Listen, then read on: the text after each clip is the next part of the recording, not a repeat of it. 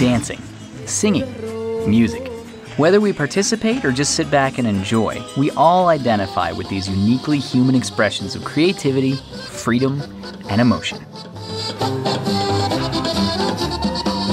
These artistic elements, and others such as art and literature, touch us in ways we have only begun to understand.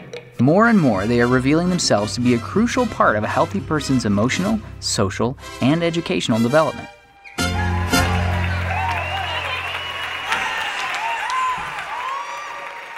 When you're working with kids in an orphanage or a children's home, they have some basic needs. There's no doubt about that. They need food, they need shelter, they need clothes, they need an education. But what if I told you that with something that's pretty inexpensive, that I have a catalyst to the growth and development process? What if I told you that I could enhance or accelerate their learning, their recovery from trauma? And to me, expressive arts is that intervention. What happens is it uses a holistic approach to healing child trauma. And what I mean by that is, there's a biological component, a psychological component, a social component, and even a spiritual component. Biologically, we know that expressive arts increases serotonin, which means that kids are less depressed, that they feel a greater sense of happiness and a better mood.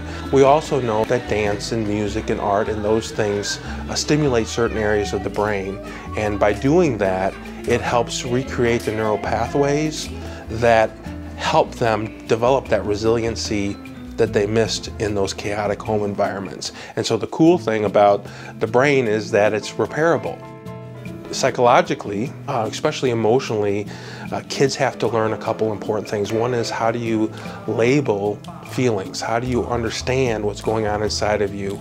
And so when they are with other kids and they see somebody say, this painting is me being angry, they start learning from the other kids what emotions are and how to label those. Another thing that happens is kids have to learn emotional regulation. It's kind of like the thermostat. If somebody cuts you off in traffic, how long does it take before you get back to kind of a level of balance or homeostasis in your emotions, or do you stay angry for the next 6 hours? Socially, kids who are involved in expressive arts usually do so in a small group. And by doing so in a small group, they learn affiliation, they learn how mutual support, they learn how to lean on other people. Remember that most of these kids grew up in home environments in which the survival code was don't talk, don't trust, don't feel. And that's how you learn to survive. And so in these small groups with other people who have experienced similar backgrounds, they learn how to express themselves, they learn how to trust other people, and they learn that I can express my feelings in a safe environment. And then finally, spiritually, spirituality is our sense of meaning and purpose. And for a lot of these kids, art is a way in which they can actually get released from this identity of pain, this identity of being a victim. They could just be this young person in the moment experiencing the joy of this creative process. And besides the developmental growth, study after study has shown that participation in expressive arts programs helps students do better in academics. Nowhere is this better seen than at the Casa, Hogar, Los Angelitos and their expressive arts program. Here, abandoned and neglected children from the streets of Mexico not only find shelter, food, and a caring environment, but also participate in the expressive arts, growing their gifts in art, music, dance, and performance, while strengthening their educational skills, gaining self-confidence, and hope for a brighter future. The results are amazing.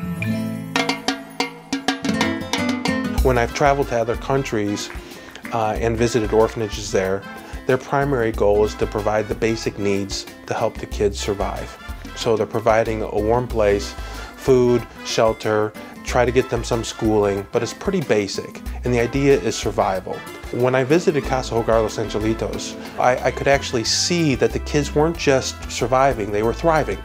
And these kids were growing, and these kids were developing in a way in which I had not seen at the other children's homes or orphanages that I visited. While food and shelter are obviously necessary to sustain life, programs like the expressive arts at Casa, Hogar, Los Angelitos provide a true nourishment to both a child's mind and soul. From this springs educational excellence as well as self-acceptance, drive, perseverance, and personal joy. The Expressive Arts program helps these children grow into self-motivated, educated young people, moving forward with determination to change the world they live in. Be a part of truly changing someone's life, not just sustaining it. Support the Expressive Arts program at Casa, Hogar, Los Angelitos with your donation and get your organization together to bring the dance team to your community.